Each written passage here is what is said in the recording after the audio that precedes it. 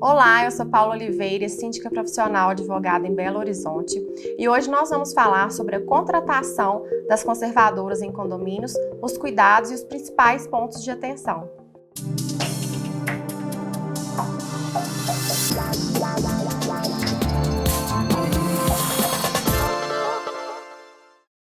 Para nós síndicos, a opção pela conservadora é um facilitador no dia a dia, uma vez que a gestão dos funcionários é feita por essa empresa.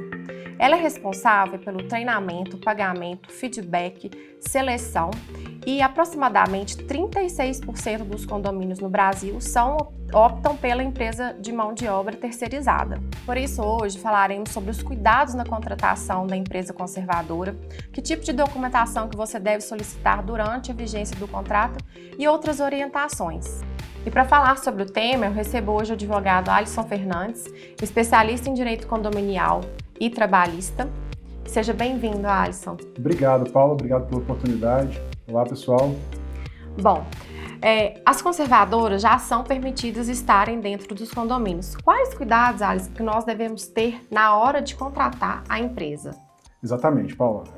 A lei permite, as decisões dos tribunais também permitem a existência das conservadoras, a terceirização da mão de obra, porém é muito importante observar alguns requisitos básicos, visando, sobretudo, afastar a responsabilidade do próprio condomínio, obviamente. Então, antes de se contratar qualquer conservadora, qualquer mão de obra terceirizada, não somente aqueles destinados aos serviços gerais, mas um condomínio ou outro também pode contratar segurança armada, segurança patrimonial, é muito importante observar o histórico dessa empresa no mercado, certidões negativas, existência de débitos junto a funcionários, o cumprimento das questões relacionadas à EPI e claro, também resguardar o condomínio em contrato. O contrato, nesse tipo de contratação, ele é muito importante. O contrato vai ser feito entre a conservadora e o condomínio.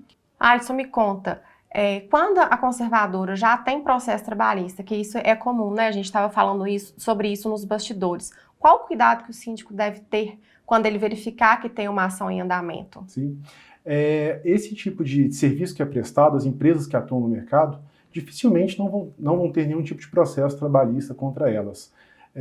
A mão de obra, atualmente, com menor frequência, com as alterações que houveram na lei, mas era muito comum as partes, os funcionários demandarem direitos, que algumas vezes não possuíam, outras vezes realmente possuíam, mas mais importante do que verificar se existem ou não processos, é saber como que a empresa que está sendo contratada está lidando com isso.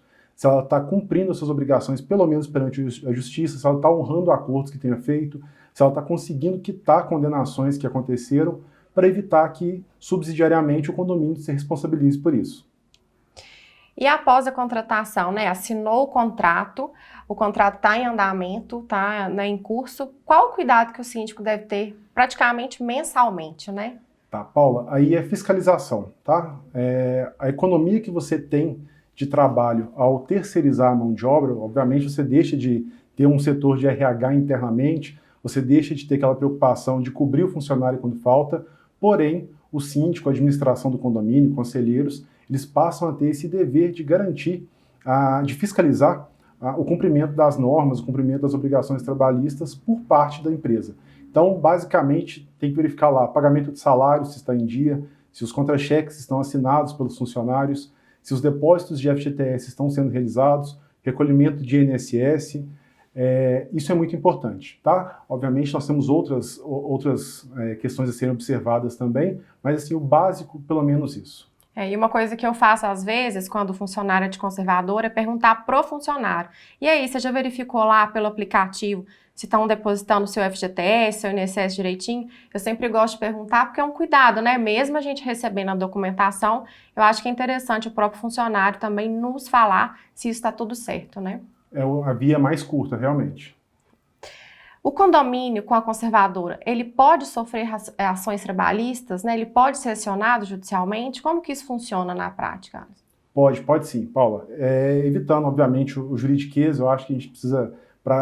O objetivo do canal provavelmente é aquele síndico que acabou de assumir a sindicância do condomínio, de ser o responsável pelo condomínio, e existe na Justiça do Trabalho sempre uma garantia do trabalhador de que ele não cumpra a sua obrigação e deixe de receber. Os salários, as obrigações trabalhistas, elas têm natureza alimentar, ou seja, em tese, o funcionário trabalha para realmente se alimentar, para comer, e aí ele não pode deixar de receber. E em virtude disso, com base nesse raciocínio, é sim possível, tá? Pode ser acionado também, pode existir um processo contra a conservadora e contra o condomínio, em virtude dele ter se beneficiado com a mão de obra. Normalmente, como essa mão de obra ela é compartilhada entre vários condomínios, se existir essa ação, se o condomínio tiver negligenciado lá na etapa de fiscalizar o cumprimento das obrigações, se ele vier a ser acionado agora, será pelo período em que o funcionário prestou serviços naquele condomínio específico. Ele não vai responder por todo o contrato de trabalho. E você disse que o condomínio responde subsidiariamente. O que exatamente é isso? Porque a gente sabe que solidariamente ele responde no mesmo patamar que a própria empresa. E subsidiariamente, como que é? O que é isso? Sim. Nesse caso, o empregado primeiro vai tentar receber da sua empregadora, que no caso é a conservadora, aquela que o contratou de fato, e sendo impossível, se porventura não tiver capital para isso, esse é um ponto muito importante, verificar a liquidez financeira da empresa, e quando a empresa não puder suportar essas condenações, essas obrigações trabalhistas, o condomínio, na sequência, tá? Então o subsidiário seria isso, primeiro a conservadora e depois o condomínio, ele pode sim se responsabilizar e ter que pagar aqueles direitos que não foram cumpridos. E recente eu vivi um caso de um condomínio que nós atendemos que foi processado na Justiça do Trabalho. Uma funcionária processou e arrolou o condomínio junto da ação, em conjunto com a conservadora, só que na audiência nós conseguimos comprovar que ela nunca fez parte do livro de funcionários daquele condomínio e o condomínio foi excluído da lide, né, da ação judicial. Alisson, e se algum funcionário sofrer um acidente no condomínio, como que fica essa responsabilidade? Tá. Assim como os direitos trabalhistas, salário, FGTS, o condomínio também ele vai ser subsidiariamente responsável, tá, Paula? A diferença, para tentar evitar isso, eu acho que é o que mais gera temor, ter que pagar, por exemplo, uma indenização, uma pensão vitalícia para esse funcionário, é um temor de todo síndico, de todo condomínio. É muito importante que o condomínio ele fiscalize durante a execução dos serviços, quando for necessário, o uso de EPIs, se a empresa ela possui um técnico de segurança do trabalho, se esses funcionários estão realmente sendo assistidos e, constatando qualquer tipo de irregularidade, assim como a Paula acabou de falar, imediatamente notifique a conservadora. Tá? Antes que o acidente aconteça e tenha que indenizar, tenha que desembolsar esse valor, que não é barato, comunique e se verificar que realmente é uma conduta reiterada, que rompa o contrato. E aí por culpa da conservadora que deixou de cumprir seus deveres. É interessante que normalmente a gente pede, inclusive, para a conservadora, um termo do qual o funcionário assinou, comprovando que ele recebeu aqueles EPIs e também recebeu o treinamento para utilização, né? Isso é muito importante. Exatamente. E quais sinais que você entende que pode haver ao longo do contrato que a conservadora não está com a saúde financeira boa ou que tem algo de errado com a empresa? Inicialmente, o que mais acontece na experiência que nós temos começa a existir uma rotatividade muito grande de funcionários. Aquele funcionário que tem a mão de obra excelente, que faz o serviço de forma exemplar, do nada ele é demitido, ele deixa de comparecer ao condomínio, e isso passa a acontecer com uma frequência cada vez maior. Então isso evidencia, muitas empresas, elas começam, quando verificam que não tem condição de honrar com suas obrigações, elas começam a contratar funcionários e fica só pelo período de experiência. Deu os 3 meses ali, demite esse, contrata outro e assim vai tentando baratear o custo. É muito importante, pessoal, desconfiem de preços muito baixos. Não tem milagre, tá? As categorias, aqui em Minas Gerais nós temos um sindicato, existe uma convenção para isso, elas preveem o piso salarial. Então, quando você verificar que a quantidade de horas que o condomínio pode contratar, seja por 8 horas diárias, 2, quando você verificar que está muito discrepante aquele orçamento dos outros que vocês conseguiram, realmente fujam disso. E o condomínio, na vigência do contrato, ele pode exigir o treinamento dos funcionários, seja zelador, porteiro, serviços gerais? Como que a gente pode conduzir nesse caminho? Ele pode e deve. Inclusive, é também uma obrigação, voltando lá na questão do contrato, procurem um jurídico que assessora vocês e exija que este contrato ele preveja essas obrigações. Obrigações são básicas do contratado, da conservadora. Entre elas está o dever aí de treinar esses funcionários para que o serviço primeiro seja de boa qualidade e para que evitem acidentes indenizações futuras. E vamos colocar um caso hipotético, mas que normalmente a gente sabe que acontece demais. O condomínio tem funcionários próprios, orgânicos, e ele quer contratar a empresa conservadora. Por onde que ele começa? Ele tem que ir à assembleia? Como que funciona isso? Ok.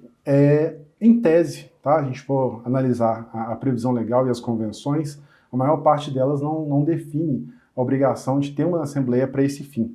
Lá prevê, inclusive, que dentre as atribuições do síndico, os deveres do síndico, está a gestão dos funcionários.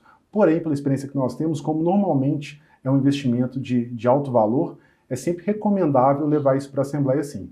Seria votação por maioria simples dos presentes, porque não tem em local nenhum na lei, nem na convenção, uma previsão de quórum qualificado, né, uma quantidade mínima de condôminos para votar. Então, pode ser votação simples, mas sim, levem isso para a Assembleia. A alteração da convenção, alteração dessa empresa, quando for necessário, entendo eu que não há necessidade. Tá? Esse é um entendimento que normalmente a gente vê prevalecendo, e muitas vezes porque na primeira assembleia que você fizer para autorizar a contratação, ali você já coloca previsões nortes, né? Diretrizes para novas contratações. Então, observando aquilo ali, quando realmente a mão de obra estiver ruim, substitui por outra empresa e assim por diante. E na prática, quando eu faço essa troca do funcionário orgânico contratado direto para o condomínio para a empresa conservadora, eu passo por assembleia. Porque pode ser que os valores não coincidam, e com certeza não vai coincidir. O valor da conservadora ele é mais alto porque ele abarca o completo, né? O orgânico, igual o Alisson colocou, ele vai ser mais barato sim, porque com a conservadora tem um CNPJ que também vai lucrar com esse valor. Então, a previsão orçamentária ela vai ter que ser alterada e é ideal que seja feita por assembleia. Alisson, você entende que é vantajoso ter conservadora? Qual que é a sua visão disso? Até enquanto jurídico do condomínio mesmo, né? Sim, com certeza. Nós falamos até então dos riscos, né? E acaba que assusta um pouco as pessoas quando verificam essa possibilidade. Porém, tanto na minha experiência pessoal, acredito que na sua também, Paulo, enquanto gestora de condomínios, nós sabemos que a terceirização realmente ela é muito melhor para o condomínio, tá? Digo isso não após observar os riscos, se você conseguir afastar esses riscos, a terceirização ela te dá um benefício que é tirar do seu condomínio um setor de RH, tirar a gestão desses funcionários, a questão de provisionamento de direitos trabalhistas, o funcionário quando ele é orgânico, quando ele é do próprio condomínio, vocês têm que lembrar também que além daquele salário mensal do FGTS e INSS, você tem que prever uma futura demissão, você tem que prever faltas, 13º, férias. Então, acaba que isso, quando você coloca na ponta do lápis, realmente acaba onerando um pouco.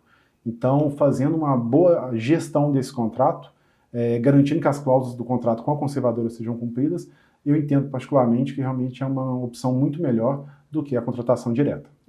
Ao longo do contrato, se tiver algum problema com a empresa, algum desacordo, qual que é a opção que o síndico tem? Tá. Nós sugerimos, voltando sempre na questão do contrato, tá, gente, sem querer ser repetitivo, os contratos, normalmente, eles têm lá obrigações a serem cumpridas e a lei, o Código Civil, ele prevê que em caso de descumprimento, o contrato ele pode ser rompido, se uma parte deixa de cumprir a sua parte, deixa de cumprir suas obrigações. Dentro dos contratos, a gente sempre orienta, e aí eu oriento a vocês também, sempre estarem assessorados pelo jurídico do condomínio, que inclua pelo menos uma cláusula de retenção técnica. E o que é isso?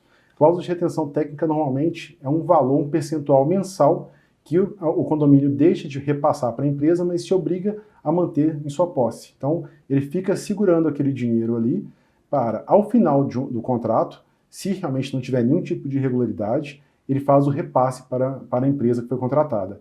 E isso realmente é uma opção muito boa para evitar que o condomínio tenha que, além das mensalidades que ele pagou, também ter que arcar com a futura condenação.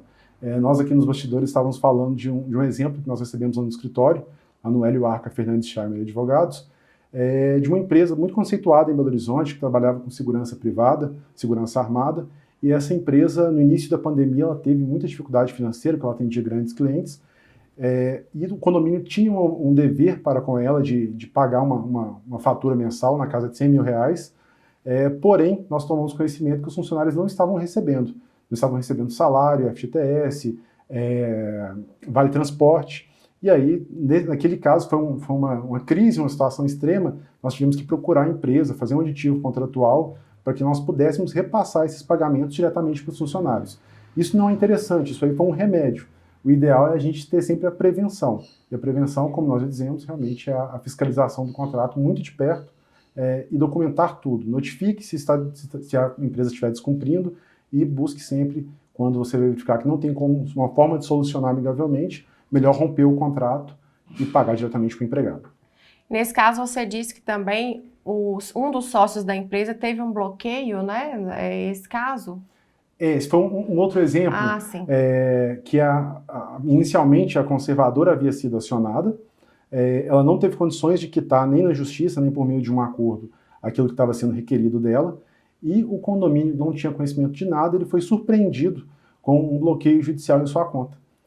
Nós descobrimos depois que, por causa daquela questão da responsabilidade subsidiária, que como a empresa não pagou, a conservadora não pagou, acabou revertendo para o condomínio. Esse é um caso extremo, normalmente o empregado ele já aciona também o condomínio juntamente com a empresa, e nós conseguimos saber desde o início como que vai caminhar isso.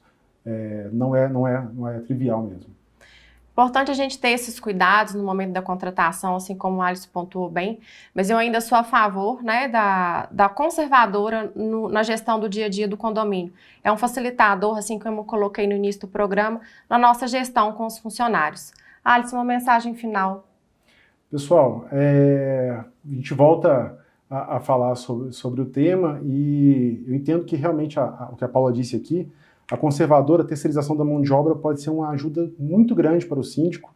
Eu sou muito pragmático em relação a isso, eu entendo que o síndico é um gestor, ele tem que se portar como um gestor e cada vez mais tentar, dentro do possível, tirar dele a questão operacional. Então, por mais que nós tenhamos colocado aqui os riscos dessa contratação, eu sou um defensor da contratação de conservadoras, a Paula, igual a gente já disse também, o mercado em si, os síndicos profissionais defendem muito isso, em sua grande maioria, alguns são contra, obviamente, mas é uma excelente saída.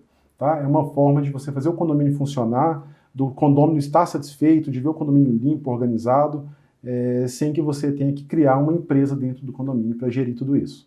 Muito obrigada, Alisson, pela participação, foi de grande valia, acho que contribuiu bastante para os síndicos, né? Tem esse temor da contratação, mas a gente tem também vários benefícios. Com certeza. Por nada, Paula. Quinzenalmente eu estou aqui no Condominas para falar sobre o universo condominial. E me conte, no seu condomínio, vocês possuem empresa conservadora? Como que funciona essa gestão no dia a dia? Conte aqui nos comentários. Até a próxima!